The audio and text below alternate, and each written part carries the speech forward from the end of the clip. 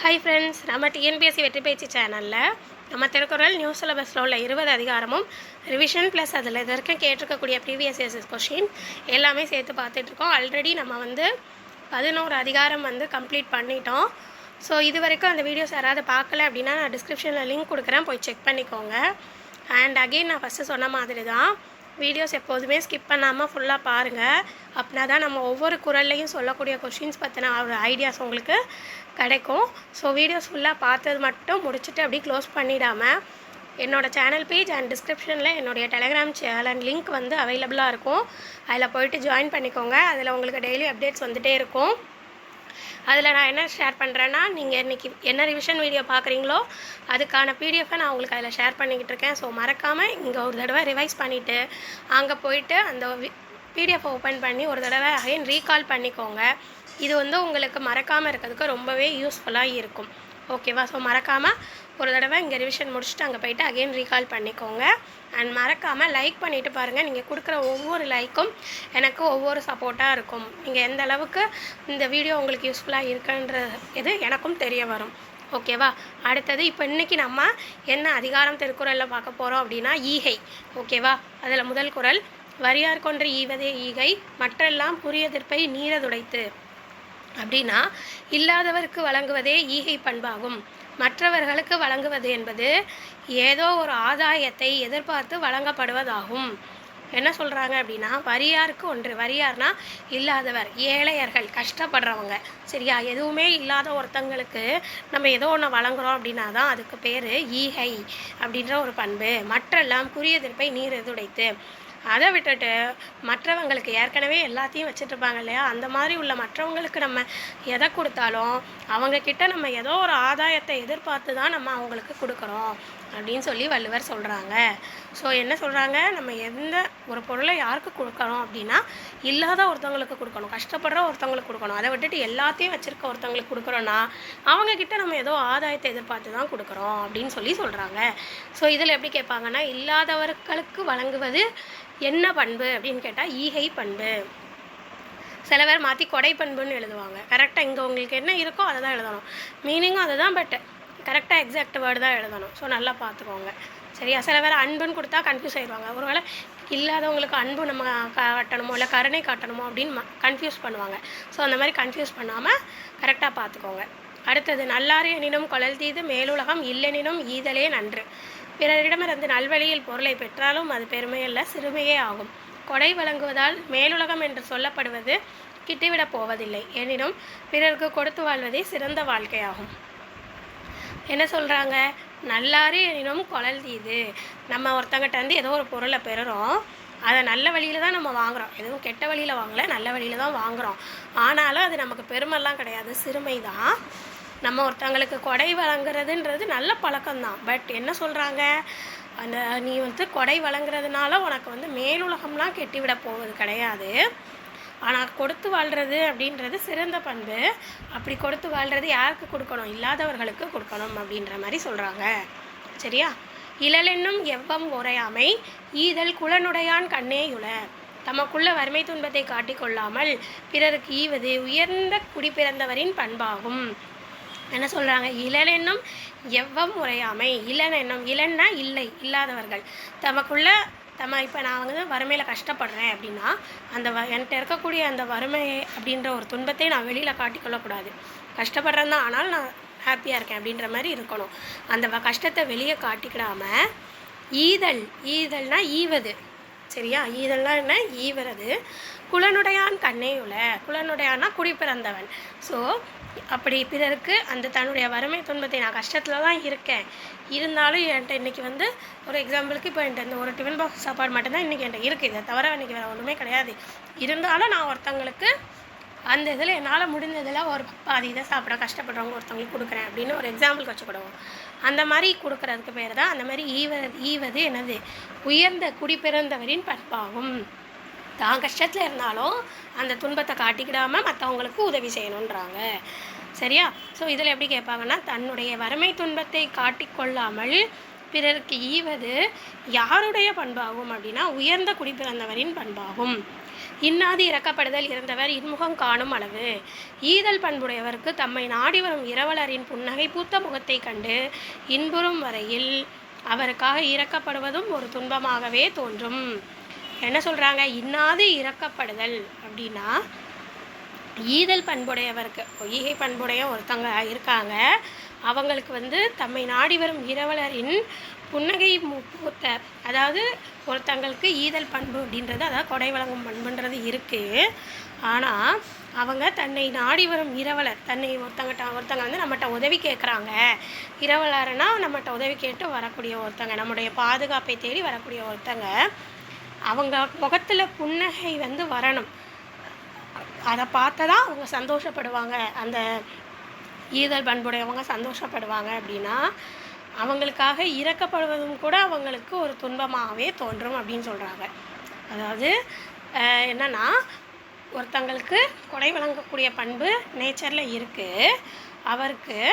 அவரை தேடி வரக்கூடிய இரவலர் வறுமையில் இப்போ எனக்கு பசிக்குது, ஏதாவது சாப்பிட இருந்தால் கொடுங்க அப்படின்னு கஷ்டத்தில் கேட்குறாருன்னு வச்சுக்கோங்களேன். அப்படி கேட்கும் பொழுது அப்படி ஈகை பண்புடையவருக்கு ஐயோ இவர் இவ்வளோ கஷ்டப்படுறாரே அப்படின்னு அவர் இறக்கப்பட்டு மனசுக்குள்ளே கவலைப்படுவார்ல, அதுவே ஒரு பெரிய துன்பமாக தான் தோன்றும்.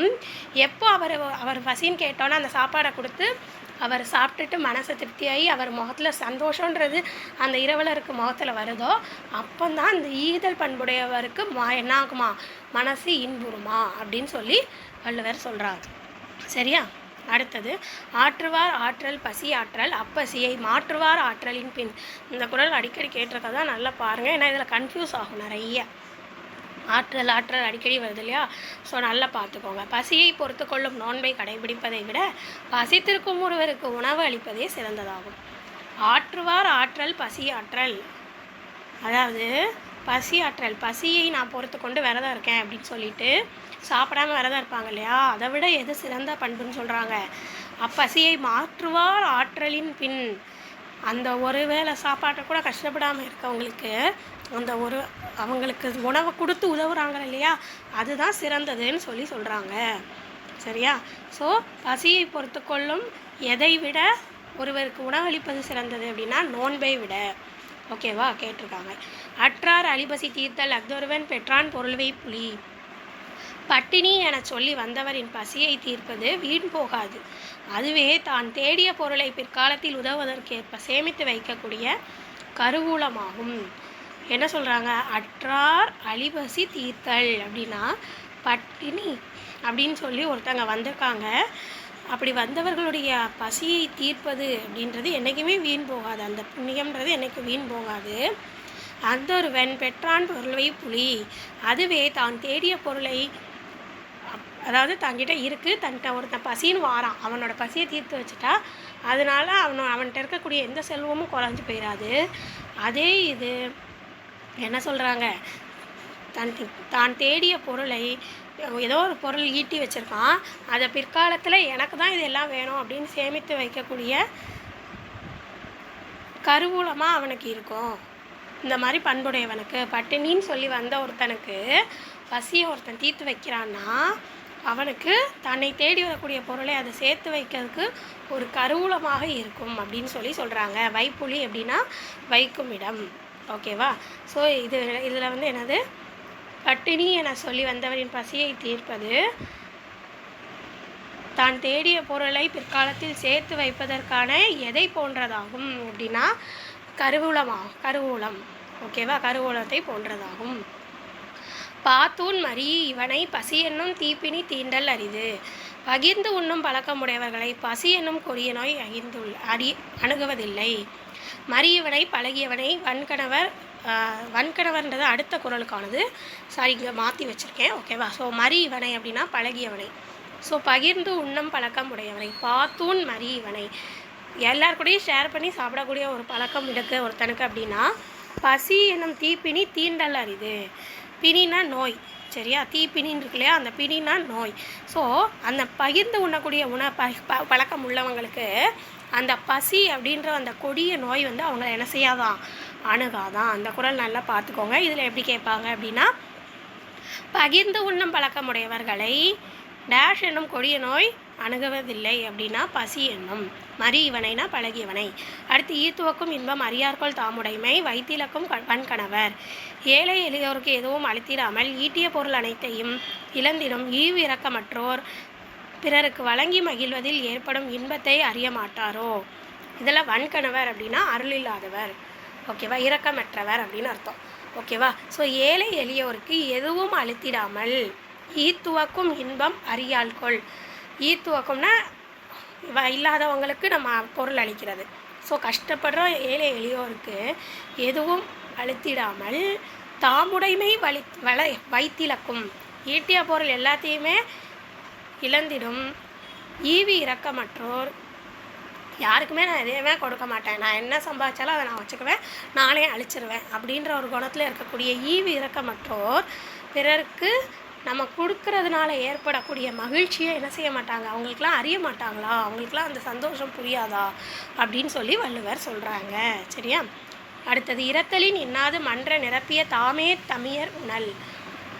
பிறருக்கு ஈவதால் குறையக்கூடும் என்று குவித்து வைத்துள்ளதை தாமே உண்ணுவது என்பது கையேந்தி இறந்து நிற்பதை காட்டிலும் கொடுமையானது. இரத்தலின் இன்னாது, இரத்தல்னா எனது சாதல், சரியா. அதாவது பிறருக்கு நிரப்பிய தாமே தமையர் உணின். பிறருக்கு ஈவதால் பிறருக்கு நம்ம எதாவது கொடுத்துட்டோன்னா அது நம்மகிட்ட குறைஞ்சிரும் அப்படின்னு சொல்லிட்டு நம்மகிட்ட இருக்க எல்லாத்தையுமே நம்மளே சாப்பிட்றணும். தாமே தமியர் உணின், நம்மளே சாப்பிட்றோம் அப்படின்னா அதை எதற்கு நிகராக வள்ளுவர் ஒப்பிட்டு கூறுகிறார். அப்படி நம்ம சாப்பிட்றது கையேந்தி, இரத்தல்னா எனது சாதல் அப்படின்றது ஒரு மீனிங் தான். இன்னொன்று கையேந்தி நிற்பது. ஸோ கையேந்தி இறந்து நிற்பதை காட்டிலும் கொடுமையானது அப்படின்னு சொல்லி சொல்கிறாங்க. தமியர்னா தனித்தவர், ஓகேவா. அடுத்தது சாதலின் இன்னாததில்லை இனித தூவும் ஈதல் ஏயாய் கடை. சாவு என்னும் துன்பத்தை விட வறியவருக்கு எதுவும் வழங்க இயலாத மன துன்பம் பெரியது. ஏயா அப்படின்னா இயலாத. என்ன சொல்கிறாங்க, சாதலின் இன்னாததில்லை. சாதல்னா சாவு. சாவு என்னும் துன்பத்தை விட வறியவருக்கு, சாவு அப்படின்ற ஒரு துன்பத்தை விட கஷ்டப்பட்டவங்களுக்கு இனிததுவும் ஈதல் இயையாய் கடை. அவங்களுக்கு எதுவும் கொடுக்க முடியாத, அந்த கஷ்டப்படுறவங்களுக்கு நம்மளால் எதுவும் கொடுக்க முடியலையே அப்படின்ற ஒரு மனத்துன்பம் தான் பெரியது, சரியா. ஸோ அப்படின்னு சொல்லிட்டு வள்ளுவர் சொல்கிறாங்க. ஸோ இதுவும் பார்த்துக்கோங்க. ஸோ வீடியோ ஃபுல்லாக பார்த்து முடிச்சுட்டு அகெயின் டெலகிராம் போயிட்டு இன்னொரு தடவை ரீகால் பண்ணிக்கோங்க. மீனிங்ஸ்லாம் படிக்கும்போது தெளிவாக படிச்சுக்கோங்க. ஒரு தடவை படிக்கும்போது தெளிவாக படிங்க. ஏன்னா ஆப்ஷன்ஸில் உங்களுக்கு வரும்போது நிறைய கன்ஃபியூஸ் ஆகும். நம்ம இப்போ 20 அதிகாரம் படிக்கிறோம் இல்லையா, கன்ஃபியூஸ் ஆகும். ஸோ படிக்கும் போதே நல்லா தெளிவாக படிங்க. ஒவ்வொரு மீனிங்கும் படிக்கும் போது நல்லா தெளிவாக படிங்க.